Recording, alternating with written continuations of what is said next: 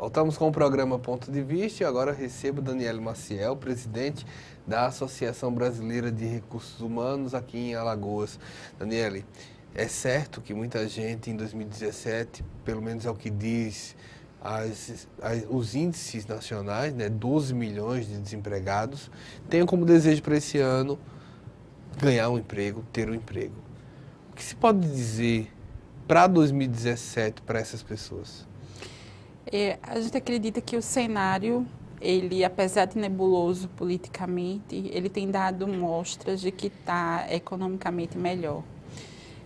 A gente tem escutado, pelo menos, especialistas dizendo que a gente começou agora a acender um pouquinho. Eu acho que o pior a gente já passou, né? Então, acho que o Recursos Humanos hoje tem apostado muito.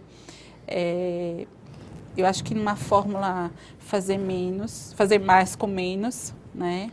Então, a gente tem visto que as empresas estão esticando mais um pouquinho, tanto no ponto de vista de aproveitar melhor o seu empregado, né? Ele fazer mais funções do que ele faria e até dar mais responsabilidade.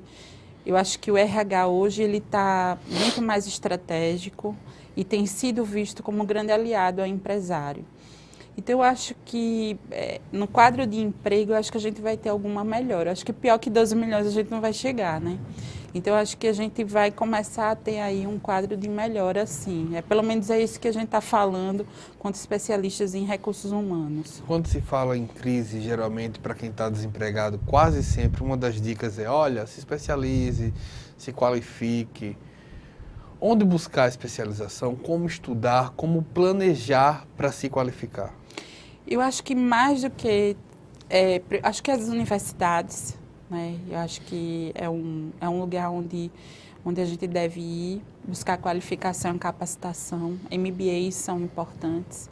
A gente tem visto que algumas vagas que requer mais qualificação, essas estão abertas, né? Então, a gente tem entendido que quanto mais qualificado, melhor para o mercado. E eu acho que também empreendedorismo, né? Eu acho que o Brasil e Alagoas, principalmente, tem dado mostras aí o quanto empreendedor é. Então, a gente tem sido, inclusive, Prêmio Nacional e Internacional de Empreendedorismo. Então, as mulheres, inclusive, estão no topo do empreendedorismo alagoano.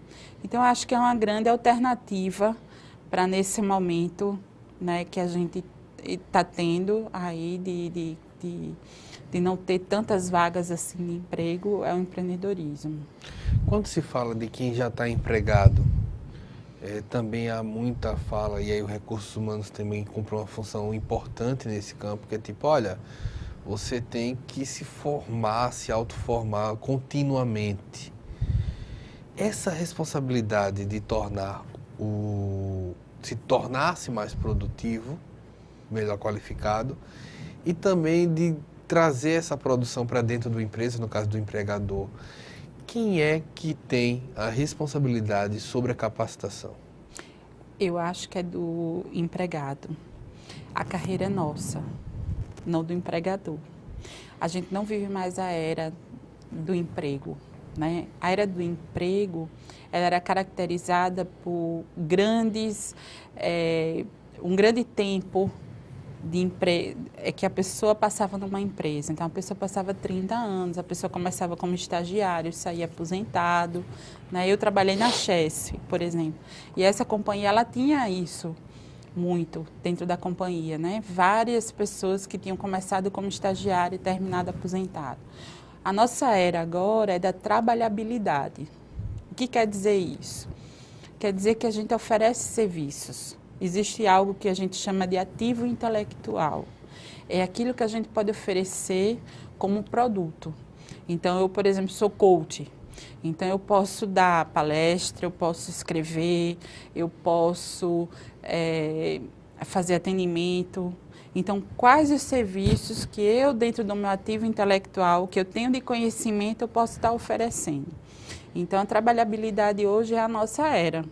Então, a gente precisa cuidar da nossa carreira. A gente não pode deixar isso na mão da empresa.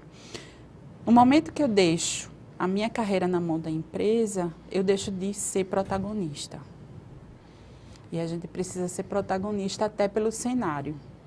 Então, eu preciso estar antevendo o que pode acontecer com a minha carreira. E para que eu possa não me frustrar com o desligamento, eu preciso estar altamente qualificado. A competitividade hoje, ela não está atrelada a eu ser melhor que o outro, mas eu ser melhor no que eu posso oferecer. E para isso eu preciso me preparar melhor. Quando se pensa nesse sentido, qualificar parece às vezes uma forma de você apenas tipo, olha, um pedreiro tem que saber técnicas novas, mas às vezes também tem a questão da gestão do tempo, não é isso? A gente às vezes percebe no mercado, e é por isso que o coach ele tem avançado muito, é que as pessoas tecnicamente são muito boas, mas na área de gestão elas não conseguem trazer o seu melhor. Então o que é que acontece? Eu sou muito bom tecnicamente na hora de entregar um relatório, mas eu sou péssimo com os meus colegas, eu sou péssimo na gestão de pessoas, eu sou péssimo na liderança, eu tenho problemas de relacionamento, eu trago conflitos para a empresa.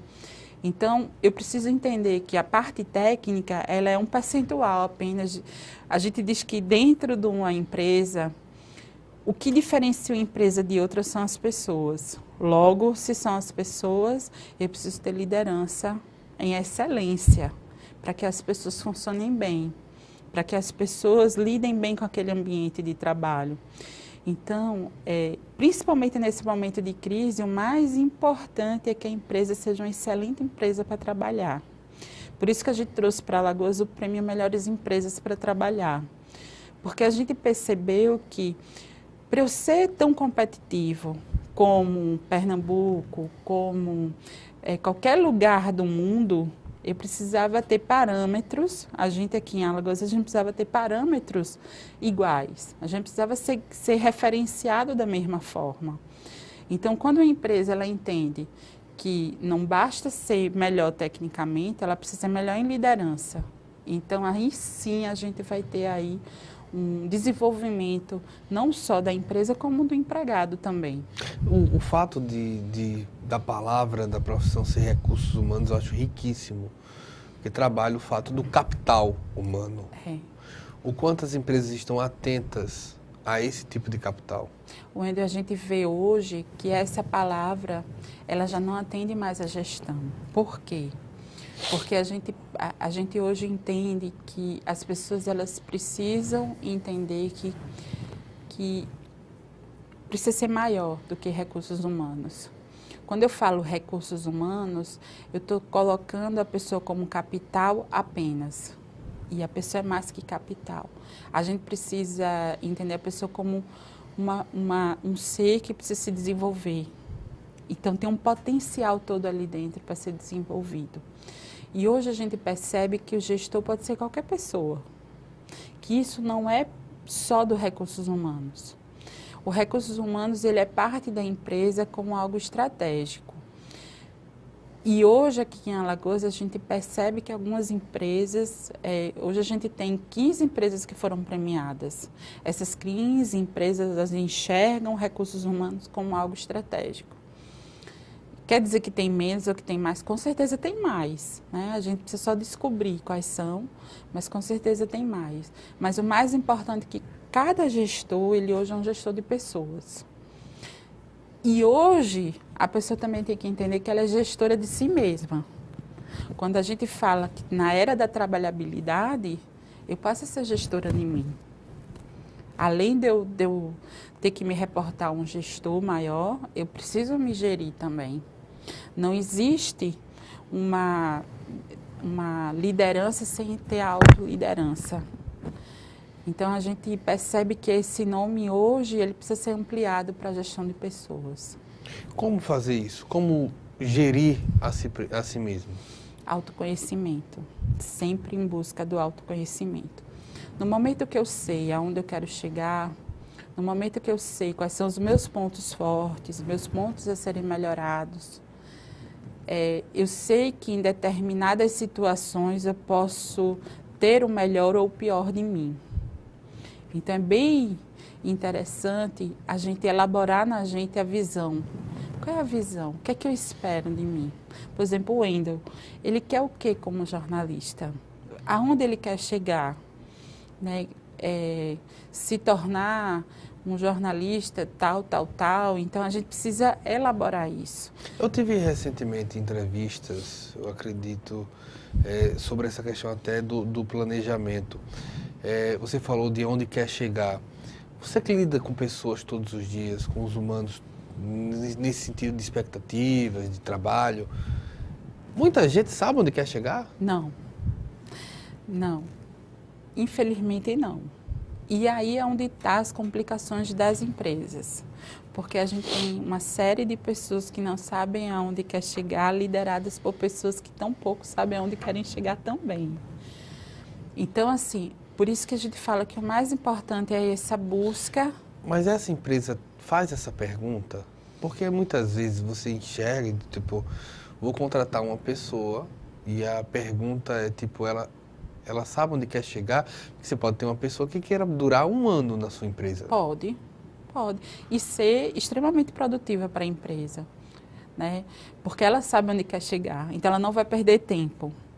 Então, assim, o que a gente sente dentro, assim, desse trabalho dos atendimentos das empresas, Wendel, é que muitas vezes o problema é da autoliderança. Mas muitas vezes o dono sabe onde quer chegar? É isso, da autoliderança. Muitas vezes eles não sabem. O negócio foi dando certo, que foi dando certo por sorte, e por aí foi. Sem nenhum modelo estratégico, sem um modelo de processo. Então, a gente percebe isso. Agora, o que é importante no despertar? Geralmente, uma pessoa que procura um coach, procura um assessor, alguém que queira melhorar, é porque ele está entendendo que precisa de uma gestão, né? E o mais interessante é quando há o entendimento do quanto se ganha, quando percebe-se o quanto tem para se trabalhar. Porque ninguém é perfeito, né? Por mais que você esteja no topo da onda, você tem coisas que você pode ainda se melhorar. Então, esse processo do autodesenvolvimento, ele é, para mim, a coisa assim, mais importante, mais estimuladora, mais energizadora, porque você está o tempo todo se desafiando. Nenhum dia é um dia igual.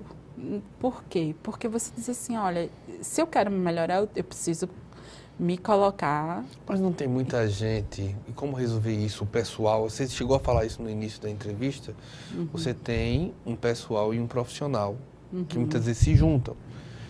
E eu acredito que seja uma das regras, pelo menos antigas, não sei se ainda existe, mas uma das regras é tipo, deixa o problema de casa em casa.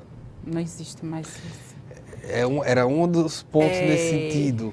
É possível deixar? Eu fico imaginando, eu lembro de uma frase dessa, tipo, olha, chegar no trabalho... A gente foi muito educada a isso. Eu tenho 41 anos, eu vi muito isso. Muito. Tanto no meu início de carreira, né, como em casa mesmo, né? Pelo amor de Deus, problema se deixa em casa. Mas a gente percebe, eu fiz um trabalho numa empresa aqui, que a gente trabalhou 60 gestores.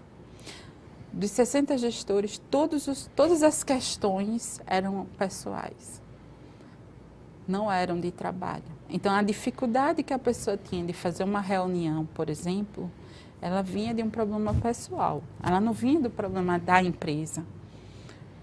Não existe mais... Eu fico imaginando alguém que perdeu o pai e a mãe e deixou esse problema em casa. Não tem como deixar. E essa dor? Como é que é lidar com essa dor? Né? Essa dor ela vai perdurar anos, quer dizer, a vida toda às vezes. Então, assim, não tem como eu dizer assim, olha, daqui por diante eu só trabalho. Não posso. Agora, tem pessoas que conseguem ter uma capacidade maior, né, de trabalhar, embora tenha todo um sofrimento, que a gente chama de resiliência, que é uma capacidade melhor de lidar com as situações difíceis.